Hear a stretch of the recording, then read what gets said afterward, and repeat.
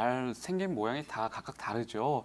이 무지외반증은 바로 엄지발가락의 뿌리 부분인 제일 중족골 부위가 바깥으로 휘면서 신발을 신었을 때 그 튀어나온 부위가 마찰이 되면서 통증을 일으키는 질환이 바로 무지외반증입니다.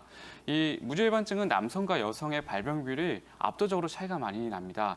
여성의 발병률이 자그마치 9배나 높고요. 실제로 이 무지외반증은 기존에는 이제 서양 사람들이 훨씬 더 많았습니다. 최근에는 그런데 우리의 신발을 신는 선택하는 그런 부분이 좀 여러 가지 변화가 있다 보니까 지금은 우리나라에서도 많은 여성분들이 이제 이 무지외반증으로 고생을 하고 계신 것 같습니다. 이 무지외반증 진단은 굉장히 쉽습니다. 왜냐하면 이 외반증으로 병원을 내원하실 때는 이미 엄지발가락이 많이 변형이 된 상태로 오시기 때문에 의사인 저희가 보지 않아도 환자분이 딱 보셔도 아, 외반이 되었구나라고 이렇게 알 수가 있습니다. 하지만 치료 방향을 설정하는 데 있어서는 엑스레이와 같은 방사선 촬영을 해야 되는 경우가 있기 때문에 그 부분은 이제 병원에 내원하셔서 이제 의사 선생님과 상의를 해보시면 좋을 것 같고요. 무지외반증의 가장 대표적인 증상은 바로 돌출되어 있는 부분이 신발에 계속 자극이 되고 마찰이 되면서 염증이 생기고 붓고 열이 나고 통증이 나타나는 것입니다.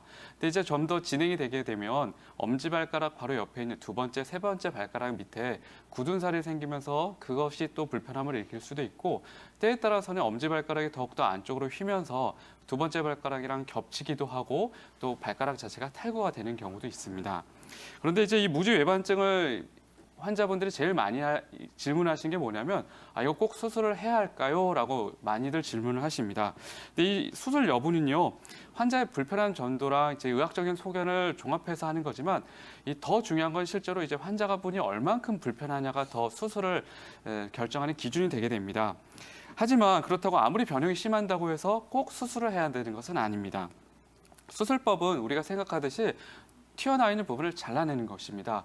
그리고 앞쪽에 이 치우쳐진 뼈들을 잘라내면서 역시 각을 교정하고 그 가운데 짧아진 근육이라든가 연부 조직을 바로 맞추는 게 이제 수술 방법인데요. 대부분 이제 수술을 택하시는 분들이 젊은 여성분들이 많습니다.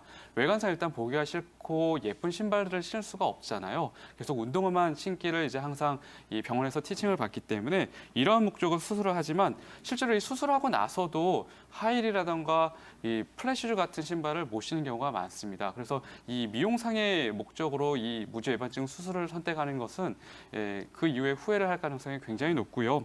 수술 이후에도 외반증이 재발을 할 수가 있습니다. 또 이제 이 수술을 하였지만 이 발가락 자체에 힘 자체가 많이 떨어져 있기 때문에 뛴다거나 빨리 걷는 등의 활동을 하기가 굉장히 어려울 수 있기 때문에 수술은 언제나 늘 신중하게 선택을 해야 될 것으로 보이시고요. 따라서 이 수술 치료가 아니라 이 무지외반증도 역시 비수술적인 보존적인 치료를 우선으로 하는 것이 중요합니다.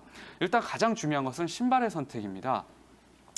이 발의 병은 실제로 이 신발을 잘못 선택하면서 나타나는 병들이 굉장히 많습니다. 아무래도 무지외반증 환자분들은 앞쪽 발가락 쪽 폭이 넓은 신발을 신어야 될 거고요.